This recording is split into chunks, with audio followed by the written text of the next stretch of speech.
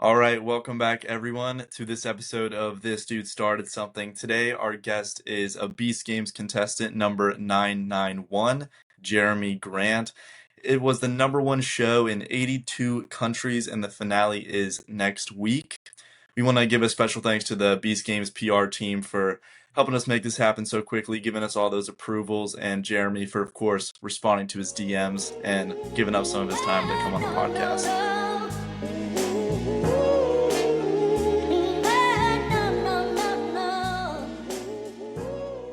So Jeremy, our first question for you is, how does one get on Beast Games? How did you end up on the show? Because me watching, I was just thinking, how did they do this? I would love to be a contestant. Man, it's cool. A lot of people think it's really difficult, but it's not. You just have to travel to the most northern part of Alaska. You need to find a just untouched glacier. You need to chisel out a piece of ice, and then you need to deliver that fresh glacial water to Jimmy before the ice cube melts. So it's like that kind of a combination. So it's really not that hard. I don't It's know not too why bad. That's more simple. people didn't apply. But no, it was actually pretty cool. My journey with the Beast team started like 4.5 years ago, where I was actually watching a 24-hour live stream. I don't know if you guys remember the last time MrBeast was signing T-shirts. Yeah. I was up all night editing a video for a project, and I was like, look, we're going to put the boys on. We're going to watch them. We're going to be up all night anyways. And they actually picked my name out of the comments, out of the millions and millions of comments, for a chance to be in a video, 24 people for $1 million. And fast forward, that video actually got postponed. I made it into a different video. And after working with the team, it just kind of solidified I wanted to work with them. And there was the casting that they were looking, and someone was like, hey, we're recruiting people for this video. If this is something you're interested in, fill out the paperwork and we'll see if you fit the bill. So they reached out. I filled out the information online, submitted a little cell phone clip of just talking about who I was, talking about some of my experience with polar bears. And next thing I know, I have a phone call, I don't know, less than 30 minutes later for that first stage of the audition. So you just got to Wow. apply, do the paperwork, put in the video, showcase who you are. And they like to work with cool people. So I lucked out. That's sick. That's crazy. So you said the first audition, was there, what was that process like? Like, how many stages was that? I believe there was 2 or 3, and it's more of like a vetting process. Like they see the video, they check out your personality. Then I believe the next step was they take a dive into your social media just to make sure there's no red flags or anything like that. And then you just have another follow-up phone call. And then after that, there's a process where I'm trying to think if this was before Canada. Can't remember if it was episode 0, episode 1. It was episode 1. So even after you made it into the YouTube video, they put you through a vetting process to make sure that you're mentally sound. You know, where there's this, I think it's like 100-question quiz of just random stuff. You answer it honestly, and it's a psych eval to make sure that you're equipped to be in these high intense situations. And then that's when we finally got the green light. But again, let's not overlook Vegas. You know, just making it to episode 0 was massive, but like 2,000 people all just working so hard to be a part of history. Like this is the Yeah. first time this has ever been done. And that was wild too. And again, there's no hack for that. Like you just had to be there, and you had to really grit it out and pass those games to make it through to the official Beast Games show. Yeah. It's crazy. Yeah, this is one of the biggest productions. I think it had like the most cameras. It broke like multiple Guinness World Records. Yeah. I heard, which is absolutely insane. That's really cool that you got to be a part of it. So you mentioned polar bears. I just want to dive into that. I've seen the polar bears on your Instagram. How do you even like get close, build a relationship with a polar bear? Like, what was the first time like? How'd you do that?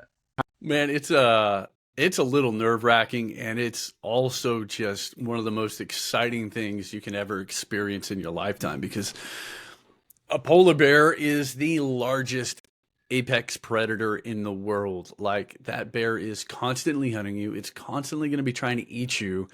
And what my job is I get dropped into these remote locations in the subarctic to be a polar bear guard. And that is to make sure we all stay alive. So I initially get dropped into these locations, and I need to assert dominance with these bears to let them know that I'm not on the menu, which is easier said than done because we also want to keep them in their habitat. We don't want to scare them off, but we need to build that respect. And local told me during my polar bear training, he's like, look, bro, these bears have never seen a mirror. So, like, if you see a young bear, their face isn't all scarred up, they do not understand how big they are. They do not understand how powerful they are. You run into a bear that looks like, his face is all scarred up. Like, he knows how big he is because he's thrown down. So your approach for these different bears are different, where, if it's a juvenile bear that's maybe 3 or 4 years old, a small guy, maybe only 800 pounds, you're able to assert dominance easier, because it doesn't know, like, what is this guy? Most of them have never seen a human. You get some weird hairy guy like me out there screaming at them, and they second guess it. But then you get the big boys that have thrown down, that's 1,100-pound bear standing at like 11 feet tall. That's a different story. He can just look down at you and be like, bro, like, I'm your snack. But again, the same philosophy is the same. So you need to let them know immediately that you are not on the menu. So there's a couple different techniques, but I'm not going to bore you about it. But it is the first few times it happens, you're like, I really hope this works. And then Yeah. it's like parachuting. You do it wrong once, well, you don't get a second try. And I've had quite a few polar bear encounters. I think we're up to like 370 something, where, we've spent like an extensive amount of time within 15, 20, 30, 100 feet of these just massive bears. Yeah, I don't know. I could nerd out about polar bears for at least a couple weeks. So That is It's great. crazy. I'm sure the beard probably helps with asserting dominance with the bears as well. I mean, that's Yeah. usually my go-to approach. Like, one of these big boys comes up, I'm like, yeah, you're furry, but where's your beard, bro? Yeah, Like, even really a bear? Like, where's your rep? And they're like, look, we don't have a beard. We don't want any trouble. We're sorry. that is awesome, dude. So how'd you even get into that? Like, how do you start? How did you become a polar bear guard? Man, life is one of those just incredible things where, if you are willing to live your life, if you're willing to put yourself out of your comfort zone, if you're willing to get out there in the world and embrace the people around you and communities that you find yourself in, you're going to make some really cool connections. You're going to make some incredible memories, and you're going to live a life that most people will never believe.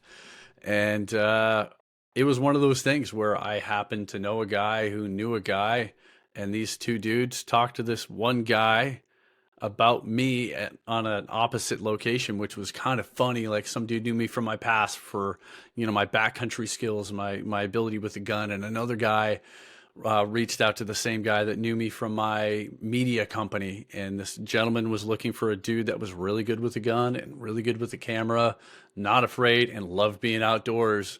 And my name came up. And next thing I know, I'm sitting here editing in my office, and some guy's like, hey, you want to go live with some polar bears in some fields of purple flowers? And I was like, what kind of prank call is this?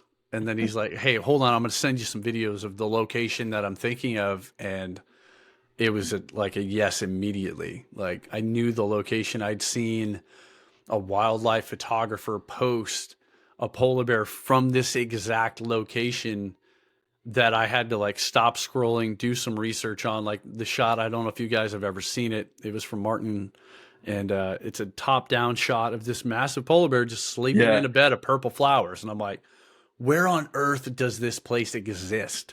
And then a year later, they're like, hey, do you want to come live on this island and keep that guy alive? And I'm like, yeah, no, I'd like that job. I'd like that quite a bit. And again, I run a film and media company, so part of my requirements where I get to document as much as I want while I'm there when they are not actively filming. So I get a few weeks beforehand where I'm living alone. I get weeks after while I'm living alone, tearing everything down, where that documentary crew's gone. So it's literally just you and the bears. So it's, I don't know, it's wild. Again, just embracing life and being willing to, take on these type of adventures and meet the kind of people that I've met. Same thing. That's kind of the thing that got me into the Beast Games. You're willing to say yes and put yourself out there. There's cool stuff in store. Dude, That's great. yeah, that's absolutely crazy. I mean, that's a whole nother episode in itself about the polar bears. I would love to learn more about that. Going back to Beast Games though, so I'm assuming you had to take time off of being a guard. What was it like? Where did you go? Like once you found out you were in, did you how long did you have to pack and like get ready to leave and go to where you needed to go? Man, there was a lot of prayer that went into everything. After we made it through the first few stages, we're like, look, we're going to give Vegas a shot. That's only, going to be about 10 days. But there was a good chance that I would have to leave the peak bear season. So I wasn't able to go to the subarctic because I guard in the summertime usually. Again, subarctic, no snow. It's beautiful. It's great. It's like 60 degrees. It's wonderful. But we're like, look, we're going to take a gamble on this financially. Like, we're not going to get the guard money this year. But we really felt like, my wife and I felt like this is where the Lord was leading us. Like he had something in store for us. So we took it, and it was kind of an open-ended thing where it's like, it could be 6 weeks. And we had, I think, 11 days in between Vegas and going to Toronto. It might have been originally 11. It might have got pushed back a little bit. So that little reprieve in between actually helped me take care of the rest of the business that I do. Again, I'm a content creator for multiple accounts. A really good buddy of mine is one of our main accounts. It's Jacob Knowles, who is a fisherman of these red crustaceans in Maine that I'm sure you can guess what they are. So I was able to batch content for him. So while I was out competing in the Beast Games, his content was still flowing. But again, it's this massive gamble. Like I've got 4 kids at home. It's a huge commitment from my wife. But again, this is history. Nothing like this has ever been done on this scale. And we go into it, even to Vegas, like we're 1 out of 2,000 people. There's a really good shot. We're out immediately. So no harm, no foul, give it a shot. But then we just kept going. And then we were there longer and longer and longer. And it was like, Lord, what do you got going on here? Like, what is this? This is incredible. And each day was just a blessing to see what that next stage was, what that next step was, to get to know the team better, to see just this massive production, like you mentioned earlier, that has broken so many world records. I mean, it was truly an honor to be a part of. Yeah, that's just incredible. Um, Man, I so wish I could have been there, but like with the living arrangements, you said you were there for so long, you didn't expect to be there that long. What was that kind of like being in such a foreign place with foreign people? I believe you were all bunking together, or like at least you were bunking with people. You certainly didn't have your own room, I don't think. But if you could kind of share what that was like along that process, that'd be awesome. Yeah. I find myself easily adaptable at what the world throws at you. Again, if you're willing to embrace a situation, you're willing to embrace a moment in time, like you're going to learn something from it. You're going to get something from it. If you just sit back and worry and whine about what you don't have and what you're missing what's right in front of you. So when I went into the Beast Games, it was the same thing. There's no cell phones, there's no internet, there's no distractions. It's just you are in this environment to embrace it to its fullest. And again, we're surrounded by all these people. So if you're willing to embrace a community of people, you're willing to find people that you can get along with really well. Same thing, you'll meet people that you don't get along with. That's the real world. But I made some truly remarkable friends in Vegas. And to kind of all of our surprise, like, yeah, we're all competitors. We're all here to win. But each day is like, holy cow, we're here again. And as soon as we made it to the city, that was kind of like our first reunion from some of the homies from Vegas, because on episode 1 were all on these trap doors, for days. It took multiple days to film that. It was a couple Wow. days leading into it where we never saw each other, and it was like a roll call. So as soon as those Jurassic Park style doors opened up, we're sprinting into the city, and we all kind of congregated towards the same bunkhouse. Where right below me was my really good friend Jeff 831. Him and I are brothers for life. On the bunk next to me on the top was my buddy Cody. I can't remember his number, but he's the Kombucha King. He's OG MrBeast contestant. I think he's technically been in more MrBeast videos than anybody else. So he's there. And then my buddy Patrick, 930, he's on the bunk below. So, I mean, we're surrounded by friends. So it kind of felt like I'm not a huge gamer, but it reminded me of like Nuketown from that old Call of Duty game. Oh, But just imagine like Yeah. Nuketown summer camp. Like I could that's what definitely it see was. that. Yeah. Like, you're running around. Everything looks cool, but everything is also slightly poor quality, if that makes sense, because it's a film set. Mm. Like it was made to be a city, but like the bunkhouses, they're cool. The beds were comfortable, but there's no insulation. So if it's cold at night, it's cold in there. If it's hot during the day, it's hot there in the morning. Like we would film most of the nights, and like an idiot, I took the top bunk, way too furry for a top bunk. And now, as soon as the sun comes up at like 10 o'clock, because we were filming until sunrise sunrise some days. Like as soon as that sun would hit the bunks, like, dude, it's just blistering hot. The basketball court was a little wonky. All the balls had like a bust in them, so you're trying to dribble and it's bouncing off sideways. But yeah, it was cool. It was cool. It was really cool. I bet that felt kind of surreal. Did it ever feel like you were kind of like in a dream or something? Just being in that city is so like it was like made, and I don't know how long it took them to make it, but there's cameras everywhere. Did it feel just kind of like unreal? Yeah, the whole time everything is just kind of surreal. And again, you just have to kind of keep reminding yourself of these different aspects. First off, it's a game. I understand that. But I went into this game very, very clearly knowing who I am and not willing to compromise that for a game. So connections and relationships to me are huge. If I give you my word on something in the real world, well, guess what? I don't care if this is some man-made fantasy world. This is still my world. My word is still my word. And if I'm going to win this thing, I'm going to do it the way I live my life and be a good example for my children and, have that level of integrity. But then to the same level, this is a once in a lifetime experience. So you want to embrace each moment and try to enjoy it as much as you can. But never forgetting that first rule, like this is a game. At any time, a new challenge can arise. Like some crazy thing can come up. Like I've done three MrBeast videos before going into this city, and where others are, maybe, playing more games. I'm being a little bit more reserved on my energy, and just being careful that I don't hurt myself doing something stupid, like, oh my gosh, I just ripped my knee doing a layup because I'm an idiot. And now all of a sudden it's going to be a standing competition. And I'm here like, well, just rip my ACL out because I suck at basketball. And now I've missed a chance at $5 million. So again, I would lean more into the personality side and the connecting with people side. And we're embracing this thing. Like you said, it feels like a dream world, but the people that are there with you are the ones that will forever truly understand what it's like. We can explain it to you guys as much as we want to, but it's still this surreal moment every moment of the day.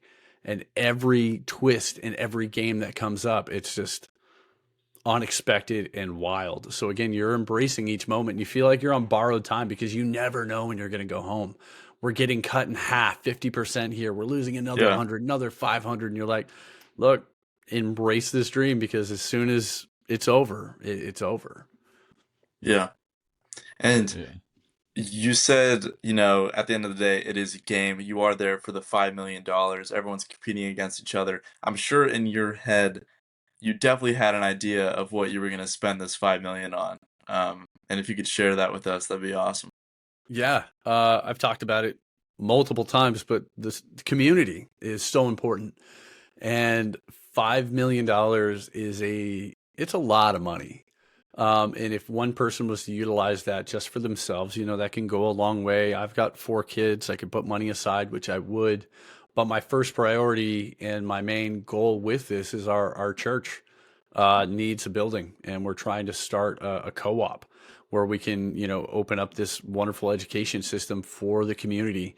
And there was a building that went up for sale in our city, our town, that fit the bill, and I think it was like 1.2 or 1.4 million dollars. So that was going to be the priority. Like if I won, the first purchase was going to be this building for our community, so we could have the community center and the church be there, and just continue to spread that love and to build a resource for them. We also have an amazing soup kitchen because the poverty level in our community is high.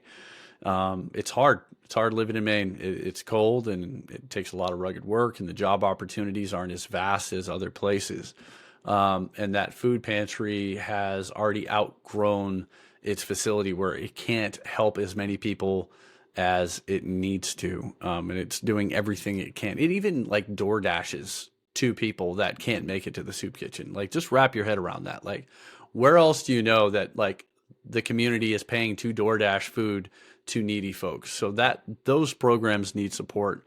And then obviously, we take care of our family financially with a home, nothing extravagant, but just a modest home, 6 months in the savings. And then I make a lot of content for other people, but there's a lot of content for myself that I would love to make. There's a lot of charities that I like to rally behind, and I would probably start doing a lot of stuff with that, where I would be utilizing my own social media more with my team to rally behind these fundraiser events and raise awareness to certain conditions.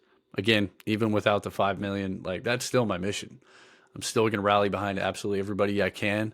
Actually, in 19 days, I'm going to be joining up with my my good buddy Jeff 831. His son has an ultra rare brain disorder. He's one of less than 400 in the world that's diagnosed with it, and we're going to ruck across the state of California making daily content to try to raise funds and awareness to this condition. So again, money is great, but like, it's a tool to be used, and that's all I planned on doing with it. We're just going to use it to help push these goals forward, but the goals are still there, and we're still going to work aggressively towards them every day. Yeah, I like that. I mean, even though you didn't end up walking away with the 5 mil, I'm sure you obviously brought a ton of hope to your community, and that's super cool. And that's awesome, man.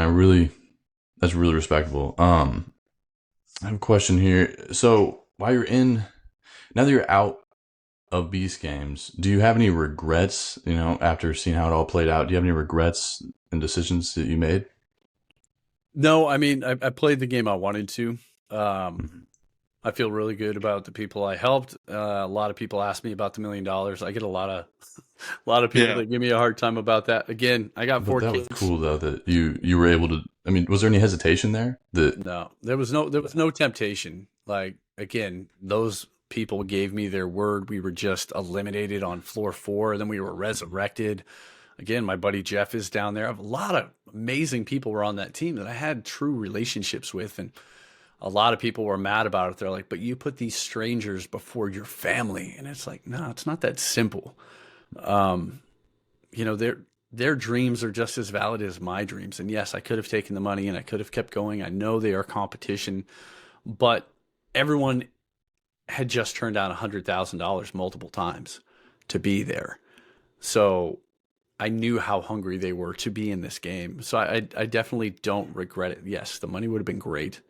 One thing that lingers every once in a while, like, I went out on chance. I wanted to do physical. I'm a physical guy, but I was putting my game into that realm of like, look, if I make it through this next round, I'm meant to be here. And then Jimmy spun that wheel of doom and it hit 14, and then it gracefully ticked back to 12. So we lost more people than anybody. And if Jimmy would have just worked out a little harder and spun it a little harder, we would have been on the back side of that wheel, and man, I would have been through. We would have been good. And it's one of these things where, I'm not going to live in the past. I'm not going to think about this for the rest of my life. But there was a platform at a couple points where I'm like, man, I should move. And if I move, I should move to this platform in front of my buddy Dallin, who got eliminated right before me. I was like, Dallin, you should step forward or I should take that spot in front of you. I don't know why. I just kind of have that feeling. And I'm continuing to pray about it. Like, Lord, just calm my nerves. Just help me have wisdom. Help me have discernment in the situation. And, if I'm really meant to move, like, put that stirring upon my soul where it's like, no, I have to move. And again, I was calm. And I don't know if that's because I'm used to standing next to polar bears and I'm a weird dude, but like, I wasn't anxious. I wasn't worked up. So I stayed where I originally felt like I should be. Fast forward, obviously I fell. And that door that I was looking at, I talked to my buddy Nelly, who made it through afterwards. And he's like, bro, that door never opened. So if I would have moved to the platform that I thought, I would have made it through to the next round, which would have been cool. But again, God's plans are better. So I'm not going to live in regret with that. Yeah. And what I was thinking the entire time I was watching, and I think you can answer this for us, is what is under that? How far do you fall? Because the editing crew did a great job making it seem like you just fell forever. Yep, it's not as dramatic as they make it look. It's a few hundred feet. Usually you get enough time to catch your breath before you fall, and it's a giant pit of Jello, which is awkward at first. But they have lifeguards there to pull you out of the Jello. Jello is really hard to swim in, but it's hard to be mad when you're like knee deep, chin deep in strawberry Jello. Oh yeah, you just eat your way out of there if you need to. That's it. I was kind of hoping it would be kiwi, but you know what? We can't always get what we want. So in reality, like, yeah, they did a great job with the edit. They made it seem like a really far fall, but it was actually maybe 12 feet, maybe 14. And it's just like a giant pit of foam blocks. So it's just like you'd see it like a gymnastic place, just these big foam blocks. And it was funny because I fell through and then I look up and I've got Jimmy and Mac like staring down the hole, being like, oh, he should have trusted his gut. And I was like, thanks, guys. I just wanted to stay in that little hole for a while. But they've got like a team that's like ready to go. They know where everyone's standing. There's like, it's like a little rectangle box and like one of the walls removes. And then next thing you know, that dream world is over and you're just like, wait, oh, I'm out. Like, that's $5 million down the drain. Yeah. And that's a crazy feeling. It was intense, but it was cool. And again, you're still part of this. You're seeing the behind the scenes, and the camera guy in me is kind of dorking out that, I'm enjoying seeing everything that's going on. But it sucks to lose, but honor to be there. So technically, it doesn't show this in the show. They kind of play it out of sequence, but I was the second to last person to get cut before they took the 21 people through. So I got 23rd place. Wow. Yeah. What the heck, guys?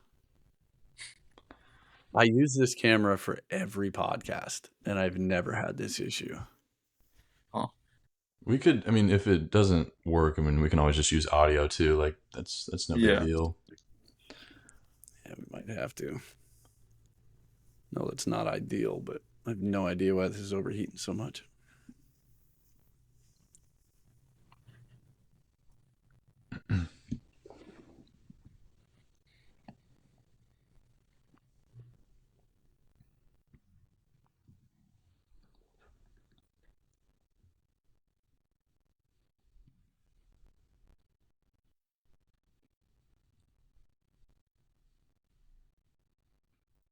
Yeah, it's giving me that same issue as before.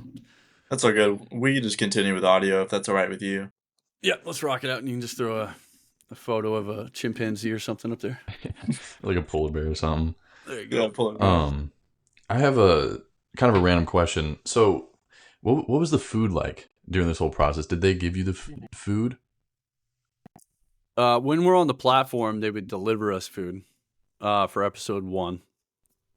For Vegas, we would go up in like groups of a couple hundred, and it was just this massive line to get some food. And then in the city, the food was much better. And like you see Feastables Cafe, And if you look, there's like all of these little doors, just little tray doors, and they'd just be filled with food a few times a day with multiple options.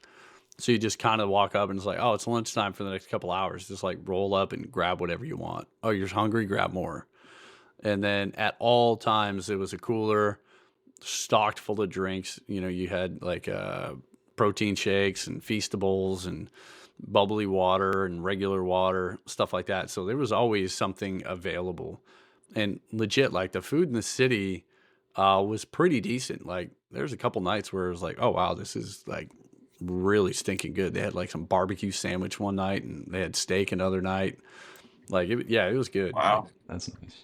it was decent. That's cool.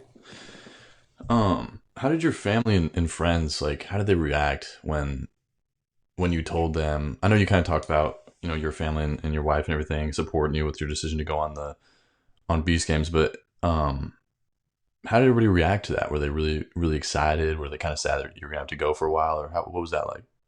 Well, the thing is, you can't tell anybody. Like when you're Oh, leaving, like we're under an NDA. I can't tell anyone that I'm in Beast Games until the first episode of Beast Games comes out. that's crazy. So you just have to tell people like, hey, I'm not mad at you, but I'm not gonna have my phone for a bit. And again, with my life, people Wow. are kind of used to that by now. They're like, all right, he's up to something. That's true. But it was hard on the family. Like they knew why I was doing it. The kids were kind of excited. Um, the Mr. Beast thing, I don't think they understand yet. They're all getting a little older and starting to understand like how big he actually is.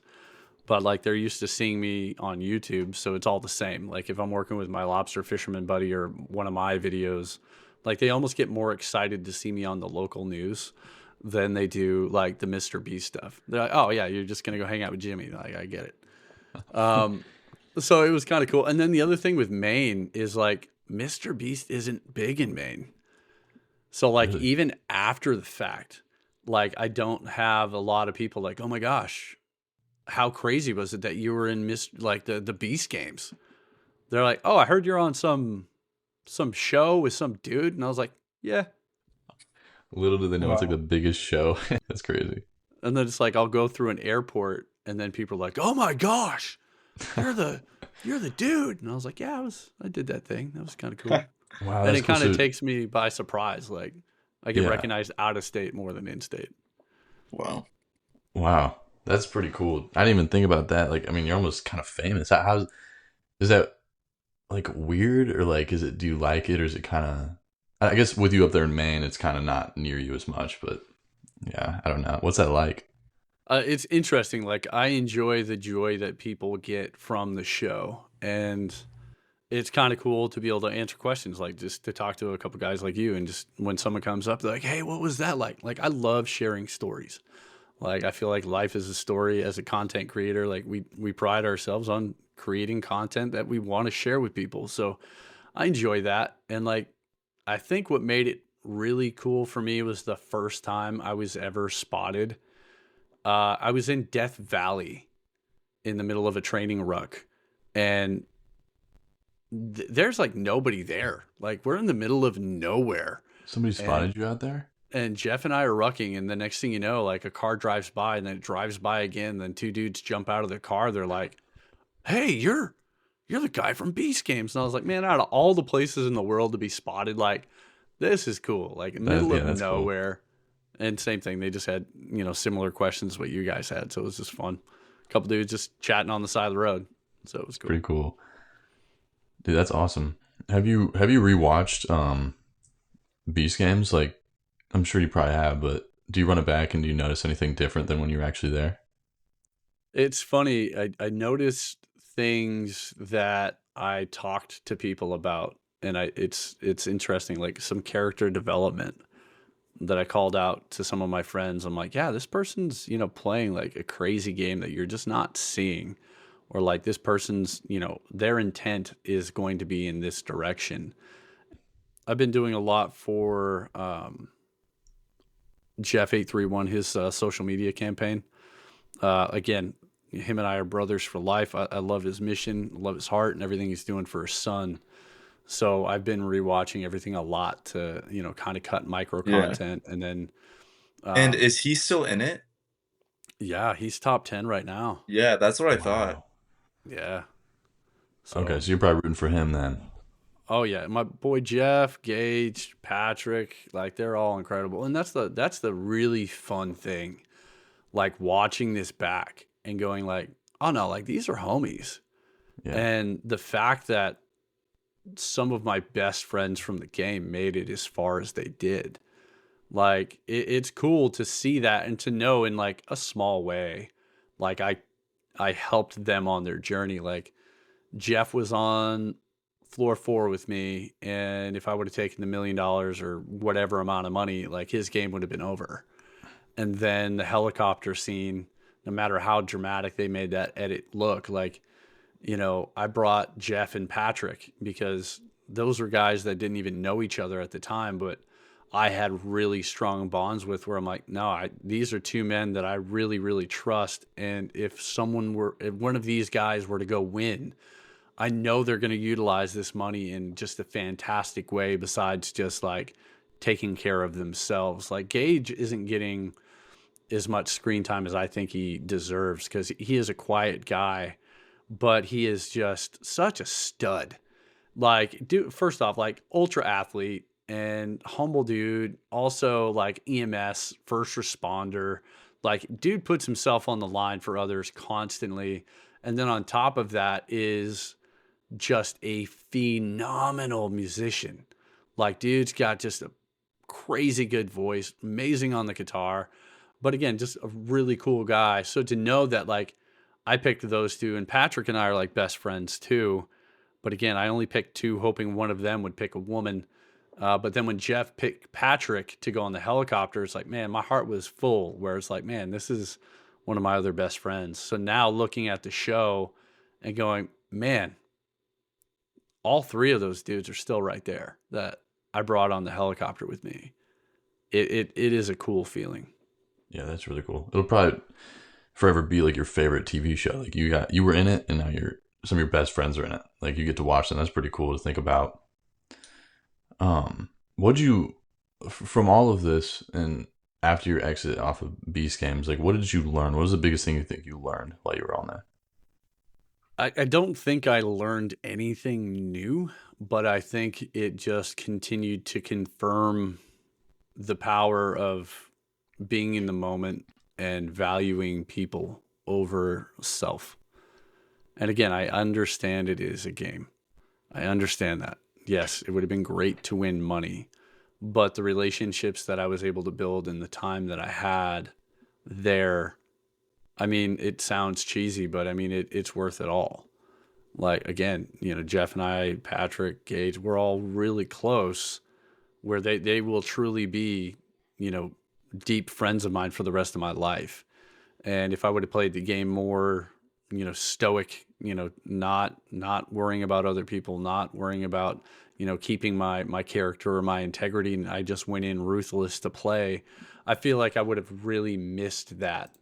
So it just kind of confirmed that in my heart, like, no, this is the way life is supposed to be, and to just kind of continue to take that into the real world. Like anytime I come back from an expedition or a camping trip or, time in the subarctic where you're away from stuff.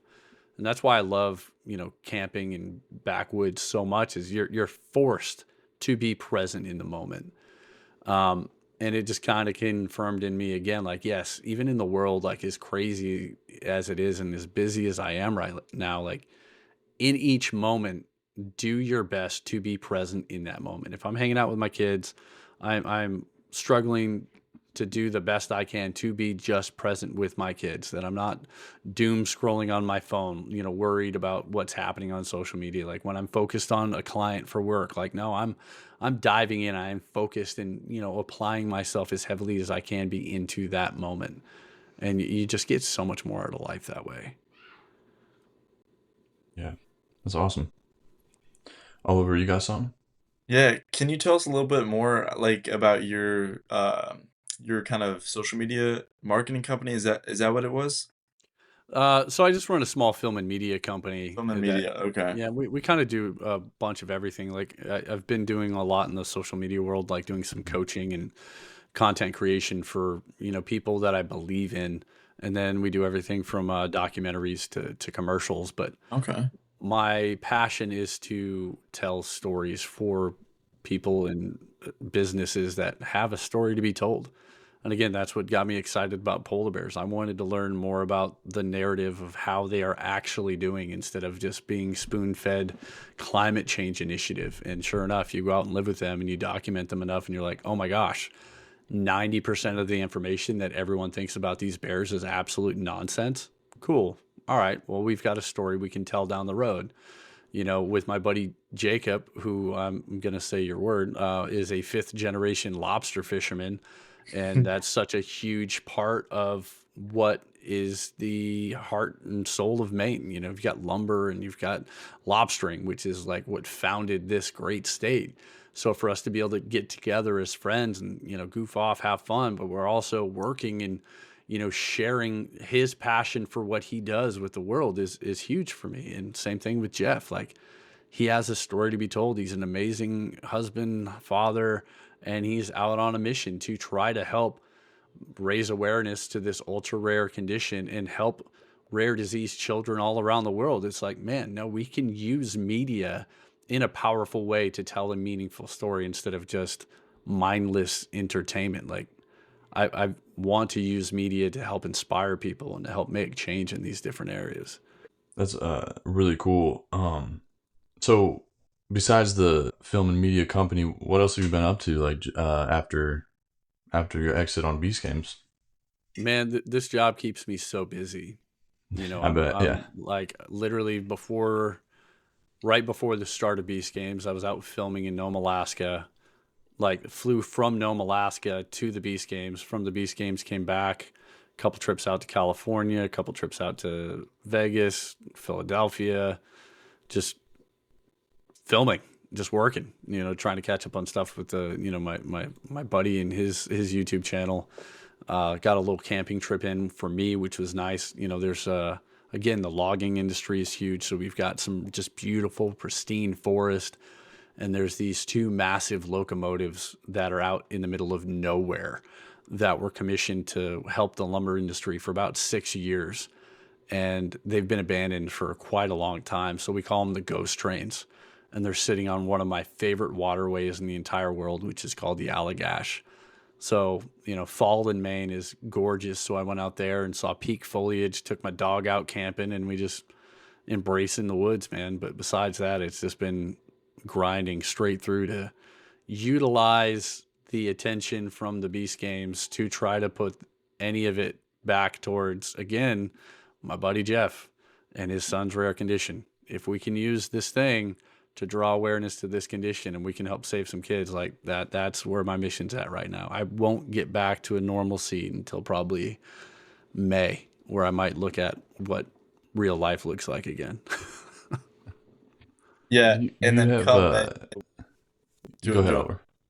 I was just gonna say come May, that's summertime. I was gonna ask if you were gonna do the polar bear guard again this summer. Man, that's it's going to be a point of prayer for sure. It's hard for me to plan too far in advance because everything changes day to day, week to week, where like an email comes through from a client or MrBeast or something, and you just never know where you're going to be. In theory, it would be great to go back and do the polar bear thing.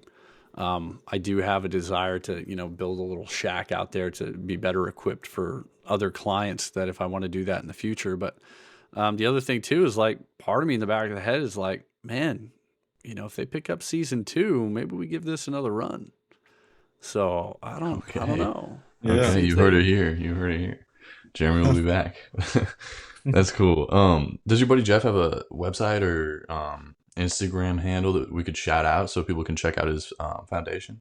Yeah, for sure. We're in the middle of getting his website up, but please take a peek at his social media. You can find him at Legacy831 Okay, cool. on Instagram and YouTube. We've got a couple podcasts on YouTube as well. where he's interviewing someone from pretty much each episode. You know, you go back to his early stuff. Him and I were talking about our experiences through, and now he's interviewing everyone about you know, their experience in the show. So if you want more information there, it's cool. And then I'm also weaving in content where you're learning about his family, you're learning about his life, and actually in the middle of editing a documentary about his family and the condition, so we can try to educate more of the world. And then, like I said, tentatively, Lord willing, February 23rd, we're going to be standing on the Nevada-California border together, and we're going to strap on a ruck vest. And the more donations we get each day, the more weight we're going to carry, and we're not going to stop until we cross the state of California. I mean, dude, So that's that's the crazy. next adventure. So if you guys want to stay tuned, it's going to be in my stories, it's going to be in his, and we just need everybody to show up and just kind of share this. We want creatine transporter deficiency, CTD, to be something that someone's like, oh, I've heard of that. The big thing is, like, if you test for it early on, like at birth, before they're discharged from the hospital, it can be night and day from a regular life and a life with a full-time disability of not communicating in 24-hour care, because there's different mutations. So, you know, the more of us that can talk about this topic, we can literally change the lives of thousands, if not millions, of children. What have you done? I mean, that's coming up February 23rd. You said, are you doing any training for that, or what does that look like? For me, it's actually like the most training I've had for one of these random adventures. So I'm trying to get in as much training as I can, you know, trying to ruck every day, every other day. We're getting close to that grind time. So it's going to be anywhere from 4 to 15 miles of training a day at this stage. But in the past, like I set a world record for running a marathon with a chainsaw, kind of on accident. What? So I did a, Dude. It just gets more and more random. This is awesome, dude. That's so Yeah. cool. Are you the only person to attempt that? I think I'm the only one that's officially done it at the time, Okay. which is kind of funny. And again, it was another gentleman I heard about. He's like 63 years old. He's a logger and had an incredible story. There's this marathon in Millinocket, Maine, which I love, by the way. Like, it's a free marathon. So any of you runners out there, or anyone thinking about running, Millinocket, Maine, they do it in the dead of winter. And it's a free marathon because the community's lumber industry just got devastated. And it's a way to help support the community to keep going. So if we all show up from out of town, you know, we're usually eating, grabbing a souvenir, finding a place to stay, and it helps these families in the area keep going for the winter. But this logger was like, well, no one's really representing the lumbermen here. So he ran the half marathon with a chainsaw to raise money for the Make-A-Wish Foundation. And it was going to be his last year doing it because, well, it's a really difficult thing. And his doctor's like, you're going to need spinal surgery. Like, this isn't normal. People don't do this. So on 8 days' notice, I tracked him down in the woods where he was working and just showed up like, hey, I'm some weird bearded guy with a camera and I want to help. And he was like, sure. And again, the way I do things, if I'm going to, you know, support you, I'm gonna come alongside you and do it. And then after we filmed his half marathon, I was like, you know what? I've never ran a marathon before. So let's see if we can actually even do a marathon. And then I just went out and did another lap. Everything was shut down. There was no more support, but the finish line was still there. And we were doing a bunch of live streaming and documenting it for the film to raise money, where it counted as an official marathon. So it was the first recorded marathon run with a full-size chainsaw, with oil in my bag, chain in the back. Like, we had everything. Wow. So did you Yeah. submit it to Guinness then, like afterwards, or? So that was the problem. Like, it is not a Guinness World Record because you need to apply with them in advance. And then depending on how it's being used, like, I don't think a lot of people realize this, but you have to pay Guinness Yeah. for a lot of this stuff. We've whereas, tried to do some. We have some tried and we got denied, so Yeah, our idea was also a lot stupider than that. it was way worse. I mean, We're like I've humored going back and doing it to get the official Guinness World Record, but it's like, I know I did it. I know yeah, I was that's the all that first. matters. Like, I've got it. I've got a video to prove it. Dude, What was what was your guys' stupid idea? We were gonna see how many fish fillets we could throw into each other's pants from 10 feet.